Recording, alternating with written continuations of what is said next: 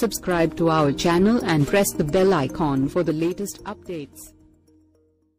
England Wales సంయుక్తంగా ఆతిథ్యమిస్తున్న ICC ప్రపంచ కప్ 2019లో టీమిండియా అత్యుత్తమ ప్రదర్శన కనబర్చాలంటే తన సూచనలు పాటించాలంటున్నాడు ఆస్ట్రేలియా మాజీ స్పిన్నర్ షేన్ వార్న్. కోహ్లీ సేన ఈ మెగా టోర్నీ గెలిచే అవకాశాలు పుష్కలంగా ఉన్నాయన్నారు.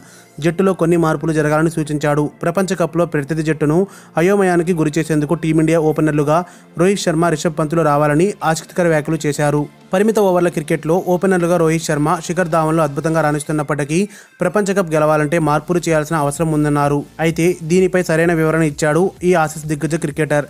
ప్రపంచ కప్ 1992లో భాగంగా న్యూజిలాండ్ ఓపెనర్లను మార్చిందని, అదేవిధంగా తొలి ఓపెనర్ స్పిన్నర్తో బౌలింగ్ వేయించి సఫలీకృతమైన విషయాన్ని గుర్తు చేశాడు. ఇలాంటి మార్పులు చేయడంతో ప్రతినిధి జట్టు గందరగోళానికి గురవుతుందన్నారు.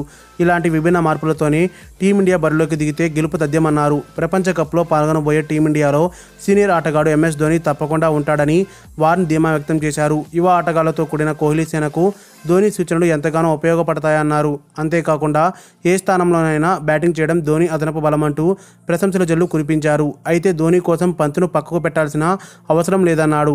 పంత్ను వికెట్ కీపర్గా కాకుండా బ్యాట్స్మెన్గా పరిగణించి జట్టులోకి తీసుకోవాలని సూచించారు.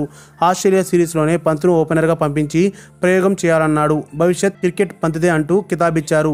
ఇక బౌలింగ్లోనూ టీమిండియా ఎప్పుడూ లేని విధంగా బలంగా ఉందన్నారు. పరిమిత ఓవర్ల క్రికెట్లో ధావన్ అద్భుతంగా రాణిస్తున్నప్పటికీ జట్టు గెలుపు కోసం కొన్ని త్యాగాలు చేయాలన్నారు. మరిన్ని అప్డేట్స్ కోసం మన ఛానల్ని సబ్స్క్రైబ్ చేయండి.